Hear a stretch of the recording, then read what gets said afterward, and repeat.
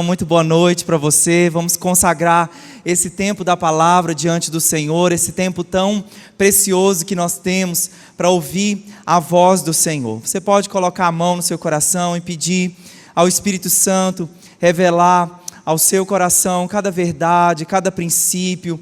Vamos compartilhar tantos princípios do coração do Senhor para a sua família nessa noite. E ore ao Senhor, pedindo que seu coração seja como uma boa terra, para que as sementes poderosas da palavra de Deus, ao caírem nessa boa terra, elas possam frutificar e dar frutos permanentes para a glória do Senhor. Obrigado, Deus, porque estamos, Senhor, em Tua casa, nesse lugar de vida, nesse lugar onde somos transformados, na presença do Senhor, a abundância de alegria.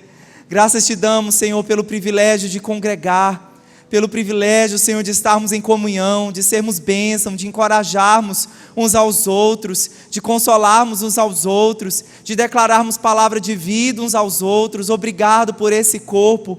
Como é bom, Senhor Deus, estar em Tua casa, para conhecer o Senhor, para prosseguir e Te conhecer. E nessa hora, Senhor, enquanto expomos a Tua palavra, enquanto, Senhor Deus, conhecemos o Senhor, enquanto abrimos a Bíblia para ouvir a Tua voz, que o nosso coração seja exposto, que o nosso coração, Senhor Deus, esteja sendo transformado, que o nosso coração, Senhor Deus, dê uma resposta ao Senhor. Oramos por uma geração forte, uma geração que teme o Senhor, uma geração que anda na Tua presença, uma geração que ama a palavra do Senhor. Ó Pai, muito obrigado nessa hora, onde o Senhor, ó Pai, tenha liberdade para falar conosco. Eu oro em nome de Jesus. Eu posso ouvir um amém?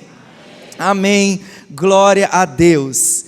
Queridos, nós estamos muito felizes, né? Eu estou até sentindo que tem muitos irmãos que sentaram mais perto do pastor, né? Então nós estamos muito felizes com esse projeto. Muito obrigado você que já está semeando, você que está preparando também a sua oferta. Então nosso alvo, né? Nosso coração é até o fim do ano, né? Como os irmãos, eu estava conversando ali com eles, pastor, até dezembro já vai estar, e eu concordei em fé, né? Até dezembro nós já vamos estar com esse projeto completamente concluído para a glória do Senhor. Eu queria que a mídia colocasse essa foto, né? Eu repassei essa foto para eles, né? De repente você que já construiu a sua casa, ou você que é dessa área, né, de construção, engenheiro, arquiteto, você com certeza sabe muito bem que essa é uma fundação, né? Então toda construção é um projeto, é uma parte primordial antes de edificar, de colocar telhado, né, de fazer qualquer coisa. O fundamento, ele é muito importante ser estabelecido. Se isso não é bem feito, o restante vai ser comprometido. Eu me lembro, né, que passei toda a construção desse salão, né, dessa igreja, e a Mônica, né, nossa arquiteta, desde o começo. E nós ficávamos muito em crise, porque investimos praticamente tudo que nós tínhamos aqui só em terra, né? Só no fundamento aqui. Falávamos, Mônica, quando essas paredes vão começar a ser levantadas? E ela falou, não, é um momento importante de estabelecer essas fundações, porque o que depois, né, vai ser construído vai ficar bem consolidado, vai ficar bem edificado. Então, queridos, a Bíblia também, ela fala sobre os fundamentos da nossa vida. Como os fundamentos da nossa vida devem ser. Mateus capítulo 7, no versículo 24, lá no Sermão do Monte, Jesus, ele fala sobre fundamentos.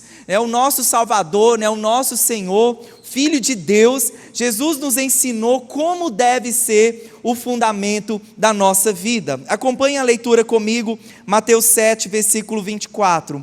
Portanto, quem ouve as minhas palavras e as pratica, é como um homem prudente, que construiu a sua casa sobre a rocha. Caiu a chuva, transbordaram os rios, sopraram os ventos e deram contra aquela casa, e ela não caiu, porque ela tinha os seus alicerces na rocha. Então, o texto aqui fala para nós de um homem que edifica, que faz uma edificação, que constrói a sua casa. E nós devemos saber que a Bíblia ela apresenta para nós princípios que são fundamentais para governar a nossa família, princípios que são fundamentais para governar a nossa casa. A Bíblia então diz que esse homem prudente, esse homem sábio, ele edifica a sua casa sobre um firme fundamento. E que firme fundamento é esse que eu e você devemos edificar a nossa vida, devemos edificar a nossa casa? São os princípios da palavra de Deus. Se você edifica a sua vida, se você constrói a sua vida, se você teme o Senhor e anda nos seus caminhos, a Bíblia diz, você vai prosperar em tudo que você fizer. Então esse firme fundamento são construir sobre os princípios da palavra de Deus, construir sobre o fundamento que é Cristo, construir sobre os fundamentos que são sólidos. Se você constrói a sua vida sobre Jesus, sobre a Bíblia, sobre a palavra de Deus, quando as tempestades, quando os dias maus, quando os dias difíceis vierem contra a sua casa, a Bíblia diz, essa casa ela permaneceu, essa casa que esse homem edificou, permaneceu quando os ventos sopraram contra ela, quando as tempestades vieram, porque ela estava firmada sobre a rocha, ela estava firmada sobre um firme fundamento. Mas o texto continua dizendo sobre um segundo construtor, que a Bíblia chama de insensato, ou seja, ele não observou os princípios da engenharia, né? Ele tomou decisões sem calcular, sem medir, e ele constrói a sua casa sobre a areia. E você sabe que a areia não é um fundamento firme, e aí todo fundamento que é frágil, ele desaba, ele acaba. Então, querido, eu acredito que você, quando você se casou, eu acredito que quando você fez seus votos diante do Senhor, você não pensou que seu casamento iria acabar, você não pensou que um dia seu casamento iria chegar ao fim, porque tudo aquilo que você constrói, você espera que seja permanente, que fique ali, né, que resista ao tempo. E tem uma informação tão interessante que nós passamos aproximadamente 18 anos da nossa vida na escola, aprendendo sobre português, sobre matemática, sobre ciências. Passamos de 4 a 6 anos em uma universidade para nós aprimorarmos uma profissão. Mas quando nós vamos casar, ou quando nós vamos ter filhos, o pensamento, né, pode ser que você nem pense isso, mas o que é construído após isso, né, muitas vezes o quadro geral é o seguinte: vamos ver o que a vida vai nos ensinar, vamos ver como vai ser esse casamento, vamos ver como vai ser criar esses filhos. E eu quero ministrar uma verdade sobre o seu coração, querido. Se você constrói uma família que é saudável, consequentemente a igreja de Jesus será uma igreja forte. Então repita assim comigo: família saudável, igreja forte. Por isso, para nós sermos uma igreja forte, uma igreja relevante, uma igreja que mostra ao mundo que segue os princípios da palavra de Deus, nós precisamos continuar sentados na cadeira do aluno. Nós precisamos continuar aprendendo, dizendo: Deus, eu quero aprender com os teus princípios. Pelo menos nas minhas leituras anuais, eu sempre coloco lá um livro de criação de filhos e um livro de casamento, porque é uma verdade que nós precisamos continuamente estar nos lembrando, nos atualizando ali pelos princípios da palavra de Deus. E uma vez que Deus ele projeta o casamento, né, que é né, a base da família, que é o casamento, que é realizado entre uma aliança entre um homem e uma mulher. Então Deus que criou a família, Deus que estabeleceu a família. Porém, infelizmente, queridos, quantos casos, né, quanta desestruturação generalizada nessa área da família, né? Quantas famílias, infelizmente, chegando ao final. E esse modelo, né, tantas vezes as próximas gerações não querem contrair casamento, né? Os casais eles já se juntam, né, o famoso casal amaziado. Eles já nem querem, né, se casar ali no civil, né, nem querem chamar ali a bênção, né, do pastor no seu casamento. E muitos casamentos fora da igreja, dentro da igreja, infelizmente, acabando em um divórcio. Então nós devemos entender qual é o fundamento que está abalado, qual é o fundamento que está danificado. E diga assim comigo: compromisso. Mais uma vez com fé, o compromisso. O compromisso é um dos fundamentos que está abalado. Salmo capítulo 11, no versículo 3, a Bíblia diz: quando os fundamentos estão destruídos, que pode fazer o justo? Você pode ler esse versículo comigo? Vamos lá? Quando os fundamentos estão destruídos, que pode fazer o justo? Invertendo esse versículo, o que o justo pode fazer, se os fundamentos da sua vida estão destruídos? E eu quero dizer para você, pela palavra de Deus, esses fundamentos, eles podem ser reconstruídos. Eu posso ouvir um glória a Deus? Se você de repente saiu do plano, se de repente aconteceu alguma coisa que você fugiu da rota, Deus é especialista em nos reconduzir de volta para o plano original. Deus é especialista em restaurar vínculos, em restaurar casamentos, em restaurar histórias. E nesse texto de Salmo 11, é um salmo de Davi. E o Davi, ele diz no versículo 1, no Senhor me refugio. Diga assim comigo: no Senhor me refugio. E ele diz assim: então como vocês podem dizer-me, fuja como um pássaro para os montes? Queridos, o que acontece muitas vezes, qual é a vontade do nosso coração quando alguns problemas eles vêm? Muitas vezes nós queremos fugir deles. Muitas vezes nós queremos nos refugiar no trabalho. Muitas vezes nós queremos nos refugiar em talvez muitas atividades ministeriais e muito entretenimento, mas não foi isso que o Davi fez, apesar de que o conselho para ele foi: fuja, fuja, se os seus fundamentos estão destruídos, fuja como um pássaro para os montes. Mas a Bíblia diz que o Davi, ele não fugiu, ele diz: no Senhor eu me refugio, no Senhor eu me refugio. E esse é um segredo para o nosso coração, quando o dia da crise chegar, quando o dia que o seu casamento, quando o dia que houver uma crise no seu casamento, o que você deve fazer? O que Davi fez: no Senhor eu me refugio. Permanecer nesse lugar onde o Senhor, onde os seus princípios vão amparar, vão proteger, vão guardar o seu coração. E uma vez que você está andando e caminhando em princípios, querido, o próprio Deus, Ele vai trazer reconstrução e restauração para a sua família, para o seu fundamento. Eu posso ouvir um amém? Agora sim nós vamos entrar no texto principal. Gênesis capítulo 2, versículo 24 ao 25. Olha só, o primeiro texto que fala de casamento na Bíblia, né? O próprio Deus ensinando, são princípios, são chaves aqui para o casamento. Gênesis capítulo 2, versículo 24 ao 25. Por essa razão, o homem deixará pai e mãe e se unirá à sua mulher, e eles se tornarão uma só carne. O homem e a sua mulher viviam nus e não sentiam vergonha. Queridos, a primeira família, né, nasceu no coração do nosso Senhor.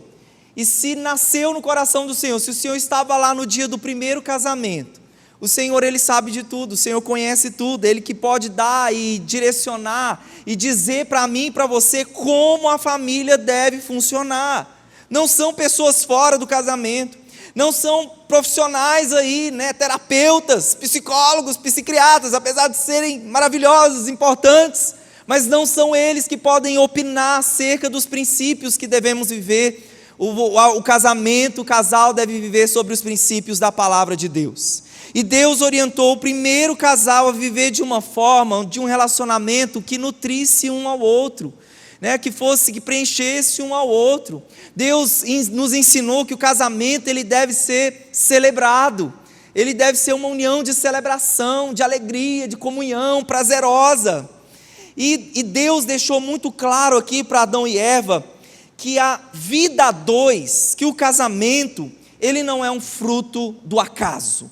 Não, então como eu falei, né, assim, vamos ver o que vai dar, né? Se dá certo, vai ser bom, se não dá, a gente segue outros rumos. Não é assim, querido, não é assim. O casamento, né, a vida bem-sucedida, ela é uma disposição de nós andarmos um com o outro, é uma disposição de amarmos um ao outro, é uma disposição de respeitarmos um ao outro. e de principalmente colocarmos os princípios da palavra de Deus em ação. Então hoje eu estou começando uma série, chamada Os Fundamentos da Família, e o tema dessa palavra de hoje é construindo um casamento forte. Quem aqui deseja, almeja, anseia ter um casamento forte, levanta a sua mão. Talvez você que é um jovem, pastor, eu ainda não me casei, talvez esses assuntos não vão... Querido, é aí mesmo que você precisa estar, aprender. Pastor, talvez eu não vou me casar novamente, mas você vai discipular alguém, você vai aconselhar alguém, você vai ensinar alguém. Então, de geração em geração, esses valores precisam ser repassados. Vou compartilhar então 3 princípios sustentadores que vão construir esse casamento forte, vão construir o seu casamento de forma forte. Amém ou não amém? Então, o primeiro princípio aqui, o princípio da aliança. Diga assim comigo, aliança. Versículo 24 de Gênesis 2, o homem deixará pai e mãe e se unirá à sua mulher. Então, como eu disse, o que aconteceu aqui, nessa história, contextualizando o primeiro casamento, a primeira aliança que foi realizada, o Senhor estava lá. E então, vocês sabem que a gente sempre gosta de trazer os significados das palavras para ampliar o nosso conhecimento e o entendimento daquele assunto. Então, a palavra aliança no hebraico, pode colocar aí para nós, a palavra aliança no hebraico, é essa palavra berit, que significa acordo e compromisso. Mas antes de entrar em si na aliança do casamento, que é o foco nosso da palavra nessa noite, eu tenho que te fazer uma breve amostragem aqui da aliança na Bíblia, da importância da aliança na Bíblia. Então, por exemplo, no mesmo livro de Gênesis, se não me engano, Gênesis 12, Deus faz uma aliança com Noé. Gênesis 17, Deus faz uma aliança com Abraão. E lá em Gênesis 17, a palavra aliança, ela significa corte. Diga assim comigo, corte. Que foi o corte chamado, aquela circuncisão, que era um símbolo, todos os meninos, todos os homens deveriam ser cortados no seu membro sexual, e aquele corte, todas as vezes que aquele corte fosse feito, o homem lembrasse daquele corte, seria um símbolo da aliança, do acordo que Deus ele tinha com o seu povo. E se nós temos um Deus que é fiel em cumprir as suas promessas, as suas palavras, esse é o nosso Deus. E ao longo das gerações, Deus vem reafirmando as suas promessas, Deus vem reafirmando a sua aliança conosco. Na nova aliança, quando nós fazemos a ceia, quando você toma o cálice, a Bíblia diz que ao tomar o cálice você participa do sangue da nova aliança, de um corte que também foi realizado no nosso Salvador, para que nós tivéssemos vida, para que nós tivéssemos eternidade. É o Senhor mostrando para mim e para você, eu não mudo, as minhas palavras não mudam, eu tenho um compromisso com você.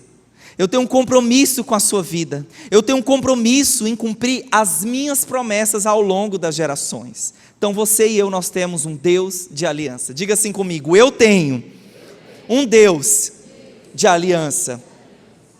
E essa palavra, voltando aqui agora para a aliança do casamento, essa palavra aliança no latim, ela já tem o significado, é a palavra aligare, e ela tem o significado de proximidade e de união. Então, quando nós falamos da união conjugal, da união entre um homem e uma mulher, é tão importante nós entendermos o que significa esse unir, porque no versículo aqui 24, a Bíblia diz, o homem deixará pai e mãe e se unirá à sua mulher. Então, o que esse unirá significa? Significa juntar, afeiçoar, adaptar, agarrar, atar, conciliar, harmonizar, ligar, fundir, soldar, colar uma parte na outra. Então você vê que essa união, Não é uma simples conveniência de duas pessoas morando debaixo de um teto e compartilhando uma cama. Isso significa uma união, como quando você cola uma coisa na outra. Por isso que o divórcio ele é tão traumático, é como realmente aí você solta aquilo ali, é um pedaço de gente, é um pedaço de criança para tudo quanto é lado. Então nós devemos entender que a aliança, ela é tão fundamental, nós andarmos sobre um fundamento de compromisso, porque quando as tempestades que nós vamos enfrentar, toda aliança, diga assim comigo, toda aliança será provada pelo fogo. Toda aliança será provada pelo fogo. Ou seja, os testes que nós vamos enfrentar, as enfermidades, os filhos rebeldes, os problemas financeiros, as tentações, as situações. E eu quero dizer para você, o que vai te sustentar no dia mau não vai ser a paixão, não vai ser o sentimento amoroso. O que vai te sustentar nesse dia vai ser essa aliança, esse compromisso feito diante do Senhor. Gálatas capítulo 3, no versículo 15, olha o peso, a importância que Deus ele dá para a aliança. O texto diz: irmãos, eu falo como homem, ainda que uma aliança meramente humana, uma vez ratificada, ou seja, uma vez confirmada, ninguém revoga, ninguém lhe acrescenta coisa alguma. Então uma aliança, queridos, feito diante do Senhor. Então quando você fez essa aliança com o seu cônjuge, e com essa pessoa, nós devemos entender que em primeiro lugar nós fizemos com o Senhor, e essa aliança ela não pode ser alterada, nada pode ser acrescentado, essa aliança não pode ser revogada. Mas por que nós temos visto tantos casamentos se desfazendo? Infelizmente, sabe por quê? Porque muitos entram na relação do casamento com o seguinte pensamento, Então existe uma diferença entre contrato e aliança. Diga assim comigo, contrato e aliança. Então muitos têm entrado no casamento mais com base em um contrato do que em uma aliança. Então eu queria explanar um pouquinho aqui sobre o contrato. Então, por exemplo, eu tenho uma casa para ser vendida, ali está o objeto daquele contrato.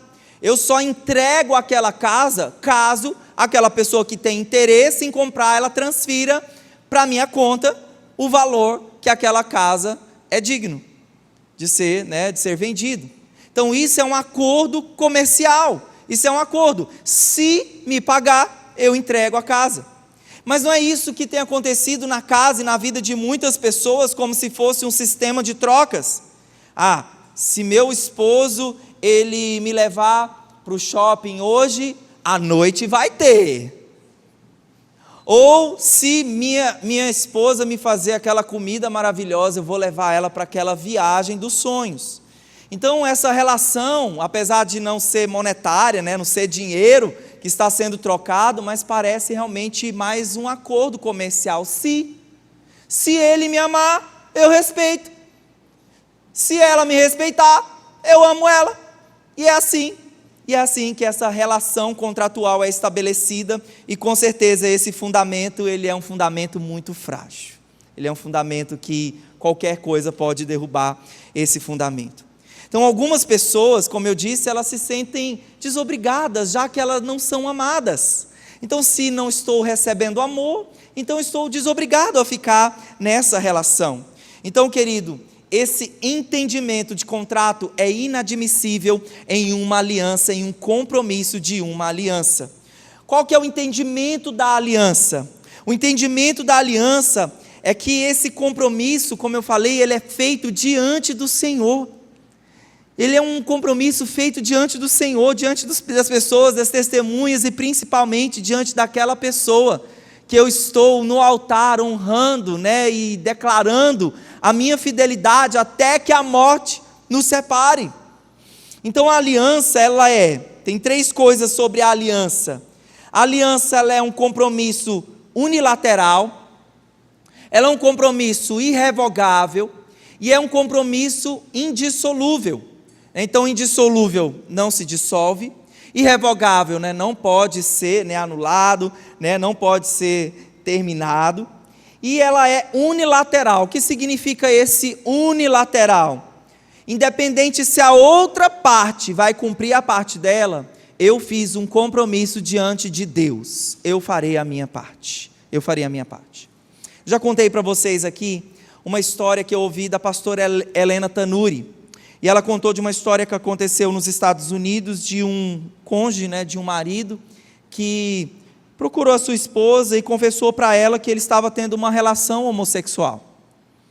Mas ele disse que ele não ia sair de casa. E ela também não fez questão de, naquele momento ali, ela, assim, sair de casa, porque legalmente, teoricamente, se a pessoa está sendo atraída, se a aliança do casamento está sendo, então, diante de Deus, da lei ali, teoricamente, essa pessoa está desobrigada a não permanecer naquela relação, pela Bíblia. Mas aquela mulher, ela permaneceu. E aquele homem sempre vinha, voltava para casa e dizia: eu estou tendo aquele relacionamento. E um dia aquele homem aparece com um exame em sua casa, e ele havia contraído uma doença sexual transmissível não curável. E nesse momento de crise ali na vida, na saúde daquele homem, quem permaneceu cuidando desse homem até que ele morresse foi essa mulher. Ela permaneceu fiel à aliança que ela tinha feito. E queridos, eu creio que essas pessoas que entendem esse amor incondicional, o amor do nosso Deus, esse amor incondicional, essas pessoas talvez elas perderam aqui na terra. Talvez para o mundo aí, que trouxa essa mulher, está falando que trouxa, podia sair, pular fora, pé fora a bunda desse camarada. Mas o amor incondicional, através de Cristo Jesus, entendido e recebido através de Cristo Jesus, faz com que essa mulher permaneça, com que essa mulher ame seu esposo e fique com ele ali até os últimos dias, entendendo que o compromisso ele é feito diante do Senhor. Amém ou não amém? Então, queridos, sua fidelidade não depende da fidelidade da outra pessoa. Você tem que ser fiel ao Senhor. Amém ou não amém? Então, diante do Senhor, nós estamos obrigados, com a palavra que nós empenhamos a Ele, e esse entendimento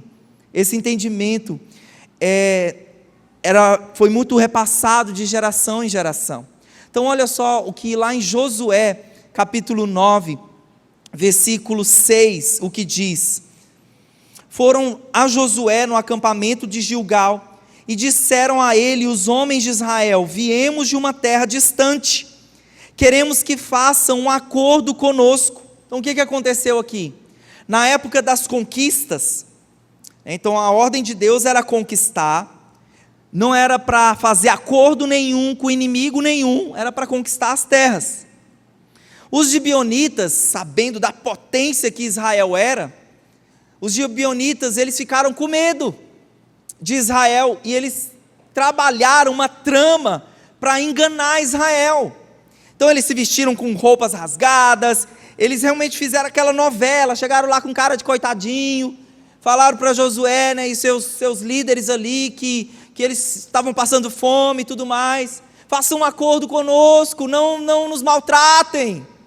Só que era um acordo mentiroso, um teatro ali.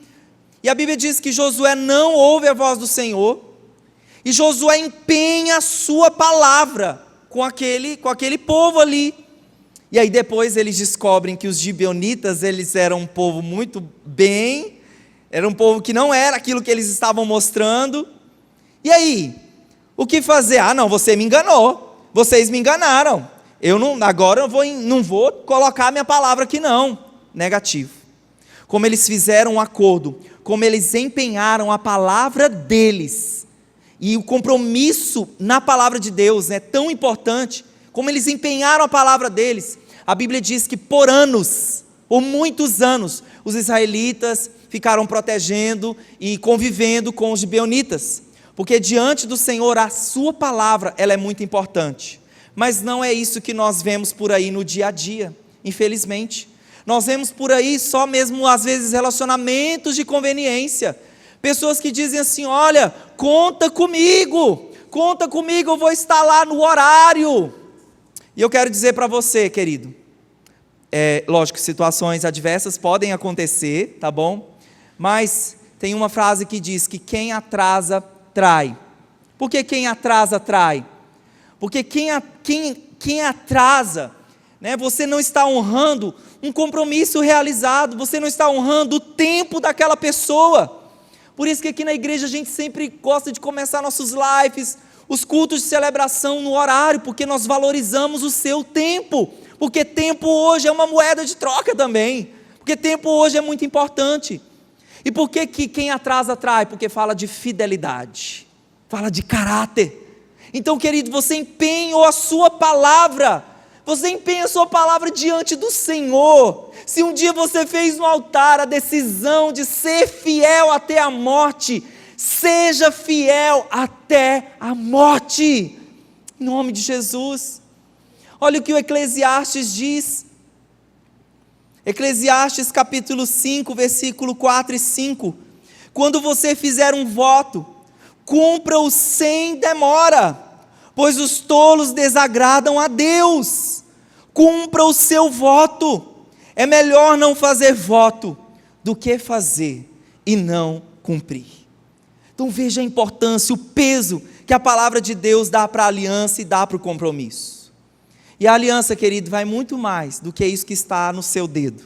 Vai muito mais do que uma relação contratual. É um compromisso diante do Senhor. Então diga assim comigo, a aliança é um compromisso diante do Senhor. Em segundo lugar, agora uma bênção, e é um momento que eu creio que todos vão ficar muito atentos agora nesse ponto aqui, né? A bênção do sexo. Em segundo ponto aqui, a bênção do sexo. Também uma coluna tão importante do casamento. Gênesis capítulo 2, versículo 24. O homem deixará pai e mãe, e se unirá à sua mulher, e eles se tornarão uma só carne. Queridos, nós precisamos falar de sexo na igreja, amém ou não amém? Ai pastor, esse assunto aí não é muito espiritual não, o senhor flui mais na área de oração? Fala mais sobre a oração. Pastor, que negócio é esse, falar sobre sexo na igreja? Queridos, no livro de Coríntios, né, a igreja, né, ali os gentios, que eram os novos cristãos, né, então se viu uma realidade na igreja de se ensinar nessa área. Então, queridos, se há 2000 anos atrás, o apóstolo Paulo fez incursões bíblicas na área de imoralidade, na área de sexo, de como deve ser, quanto mais hoje, com a cultura completamente pornográfica que nós vivemos, quanto mais a importância de nós falarmos sobre esse tema. Eu me lembro que eu como adolescente, eu e meu irmão como adolescente, um dia eu fui perguntar para minha mãe, e aí mãe, como é que é esse negócio de sexo, né? Porque nós perdemos nosso pai muito cedo, minha mãe nova, e aí minha mãe, sai para lá desse negócio, eu não quero falar disso não. Esse negócio assim, né, esse pudor, né, não, a gente não pode falar isso na igreja, queridos, a gente deve falar isso na igreja, sabe por quê? Porque como ela não ensinou, né, e o assunto na escola era bem raso, então onde a gente foi aprender? Na pornografia, na internet, infelizmente. Então nós precisamos, olha, os pais, uma dica aí para os pais de adolescente, converse com seu filho sobre isso, porque se você não conversar, ele vai aprender do jeito errado, e ele vai coisificar uma coisa que é tão maravilhosa, que é tão feita, importante, feita pelo Senhor, para o benefício da família, amém ou não amém? Então, meus queridos, Deus, Ele cria o casamento, e dentro do casamento, o sexo, né? Para quê? Para que seja algo prazeroso, né? Para que seja algo, né? Então, né, o casal que tem um propósito, que entende o seu propósito em Deus, que andam, né, em comum acordo, que tem esse compromisso um com o outro, que amam e se respeitam, né, que entendem a sua jornada, né, na fé, e Deus ainda cria algo a mais, essa cereja do bolo, né, o sexo no casamento, para que haja mais ainda, para que haja clímax, para que haja satisfação nesse convívio, amém ou não amém? Quem ama essa bênção aqui, levanta os casados, né, em nome de Jesus. Então o sexo, querido, é para ser desfrutado dentro, atenção aqui ó, o sexo é para ser desfrutado dentro da aliança do casamento. Fora da aliança do casamento, você não vai receber todos os benefícios que Deus tem para essa área. Então o Senhor cria essa área tão importante com 2 benefícios. Diga assim comigo: para multiplicação. E tem os irmãos aqui na igreja que entenderam ao pé da letra, já estão passando de 4 filhos. Meu sogro e minha sogra com muito amor e carinho, muito a mais, né? São 7 filhas, né? 6, né? Eles aprenderam mesmo. E também para a recreação. Então a Bíblia diz, Gênesis 1, 28, Deus os abençoou e lhes disse: sejam férteis e multipliquem-se, encham e subjuguem a terra. Queridos, ter filhos é tão importante. Ter filhos é adotar filhos, né, para aqueles que talvez, né, não naturalmente, né, não podem ter. Sabe por quê? A Bíblia diz no Salmo 127, os filhos são herança do Senhor. Os filhos são bênção do Senhor. Sabe por quê? Quando nós temos filhos, eles trazem equilíbrio mais ainda para a relação do casal. Eles amadurecem o casal. Eles fazem com que nós possamos crescer em amor e crescer entender a paternidade do nosso Deus. Esses dias, né, amor? Daniel pegou meu talco, né, de chulé. O pastor tem chulé, né? Não sei se você tem, o pastor tem. E aí o Daniel pegou meu talco e está lá assim, tchá, tchá, com aquele sorrisinho de menininho de 2 anos. Meu irmão, a mão da indignação me enfiou, coçou aqui. Aí o Danielzinho virou assim sorrindo, fumacinha, fumacinha. Falei: ai, Senhor, respirei. Meu filho não pode. Dá o talco do papai aqui. Os filhos, eles trabalham muito no nosso coração, maturidade, né? Então, é bênção de Deus, né, ter filhos, né? Você é um filho, né? E gerar filhos também é uma bênção. Mas também o sexo não só para multiplicação, mas também para recreação, né? Então, o desejo sexual, ele não pode ser negado, porque a satisfação, né, que o sexo ele confere dentro da aliança do casamento é essa celebração, a alegria, o poder que nós temos de celebrar, né, o vínculo que nós construímos ali com aquela pessoa. Provérbios capítulo 5, versículo 15, eu acho tão lindo a forma como esses provérbios foram construídos. É uma poesia, falando ali, né, sobre a importância da fidelidade, a importância de resguardar o leito conjugal. Olha só, beba das águas da sua cisterna, das águas que brotam do seu poço, porque deixar que as suas fontes transbordem pelas ruas, e os seus ribeiros pelas praças, que elas sejam exclusivamente suas, nunca repartidas com estranhos. Seja bendita a sua fonte, alegre-se com a esposa da sua juventude, gazela amorosa, coça graciosa, que os seios da sua esposa sempre o fartem de prazer, e sempre o embriaguem com os carinhos dela, né? Olha, o texto diz: seja bendita a tua fonte. Olha que Deus maravilhoso que nos dá essa bênção de nós compartilharmos vida, e onde a Bíblia fala: guarda a sua fonte, guarda para o que é seu, nunca reparta com estranhos. Toda vez que você celebra, né, toda vez que você se relaciona sexualmente com o seu cônjuge, você está celebrando esse compromisso feito diante do Senhor. E o apóstolo Paulo, como eu falei para vocês, ele se preocupou em abordar sobre esses ajustamentos que nós devemos ter na área sexual, porque só assim, se nós estivermos ajustados, nós vamos estar firmes contra as provações, contra as tentações, contra as situações que se levantam contra nós. Então, com uma linguagem muito clara, muito objetiva, ele fala sobre o assunto. 1 Coríntios, capítulo 7, versículo 3 ao 5. O marido deve cumprir os seus deveres conjugais para com a sua mulher. E da mesma forma, a mulher para com o seu marido. A mulher não tem autoridade sobre o seu próprio corpo, mas sim o marido. Da mesma forma, o marido não tem autoridade sobre o seu próprio corpo, mas sim a mulher. Não se recusem um ao outro. Se os cônjuges estiverem aí, se você estiver com o seu cônjuge, olha bem no olho dele agora, vamos fazer uma dinâmica, olha bem no olho do cônjuge e diz assim: não se recusa. Não se recusa. Não se recusem uns aos outros.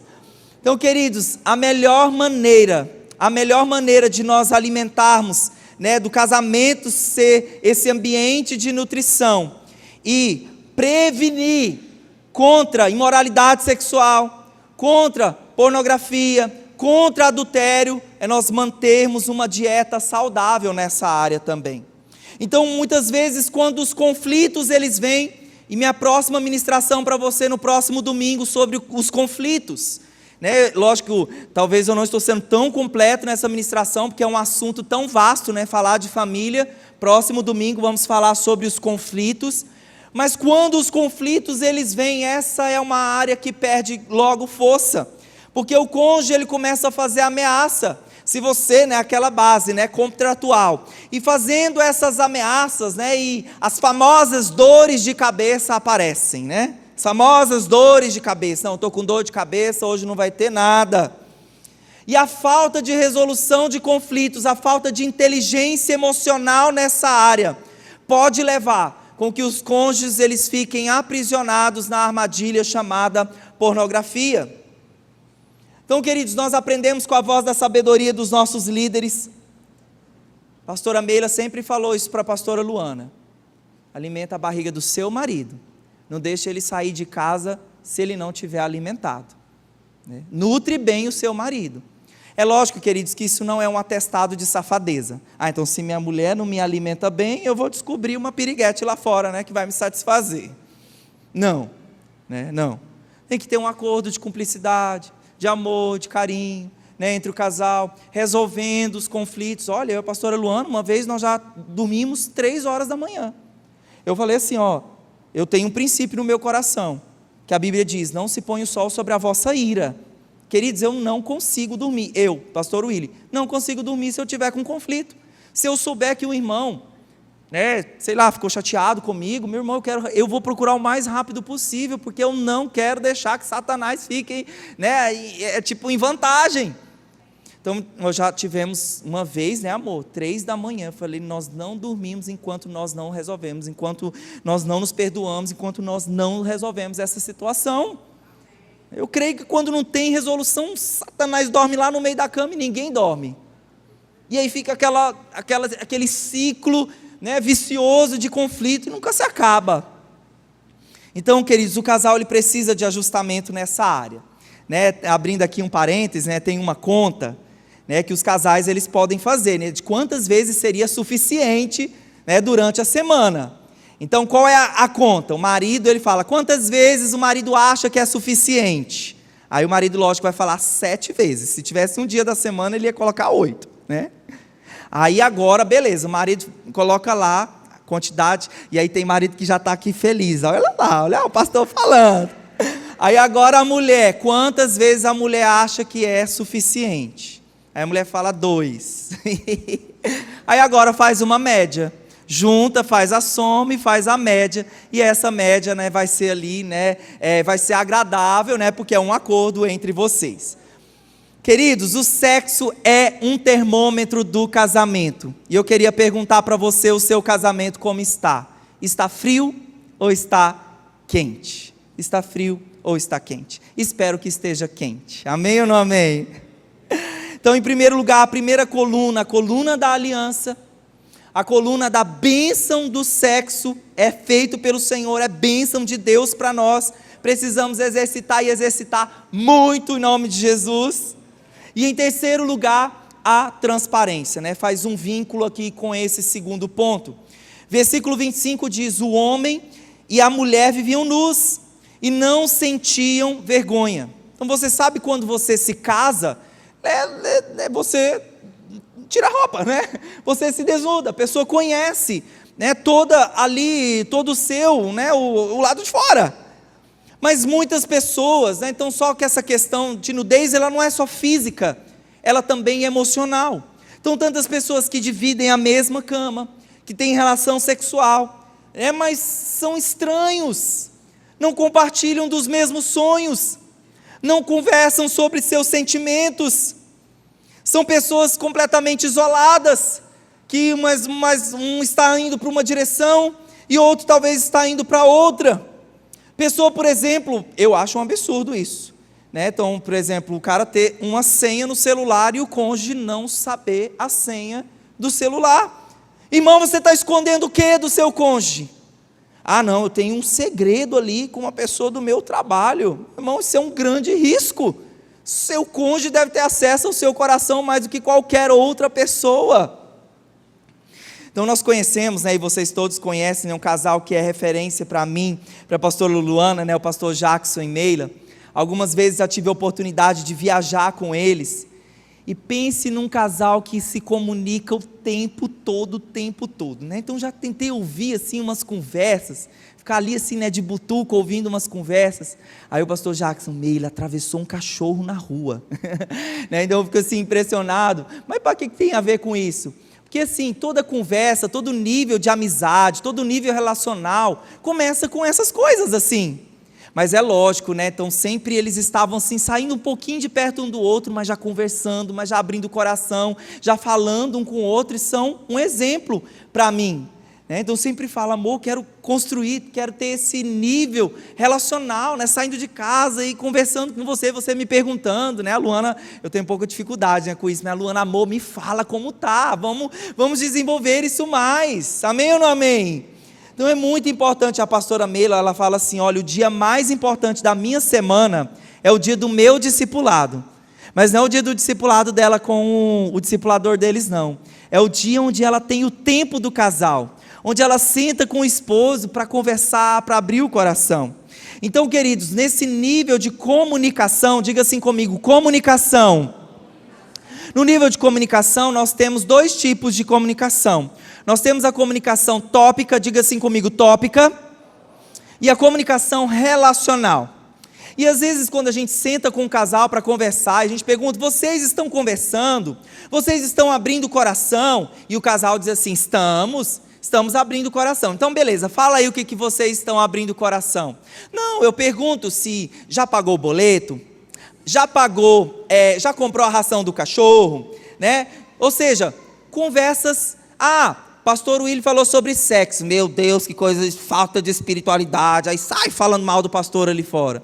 Então aquele tipo de conversas a nível superficial, mas a conversa relacional é aquela onde abre o coração. Então vamos supor, né, tá numa roda, isso nunca aconteceu, mas às vezes na roda aqui dos nossos discípulos, né, e a Luana faz uma piada e me desrespeita publicamente. Eu seguro a onda ali, né, não mantém a pose, né? Mas quando a gente chega em casa, eu falo assim, olha, amor, eu fiquei tão triste com você, então saí do nível superficial, já está entrando no nível emocional.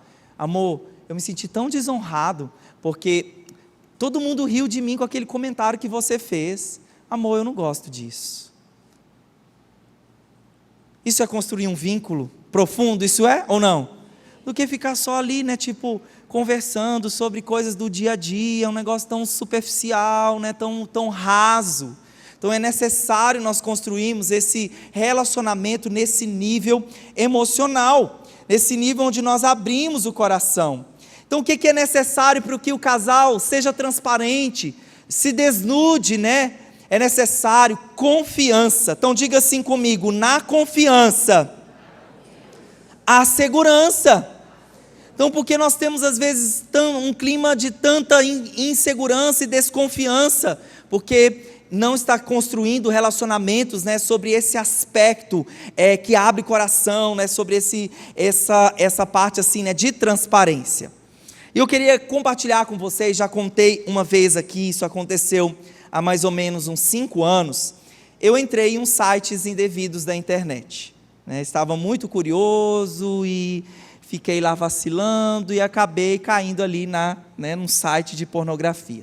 E aquilo fez tanto mal para o meu coração. Eu falei, Senhor, não posso pisar na bola desse jeito.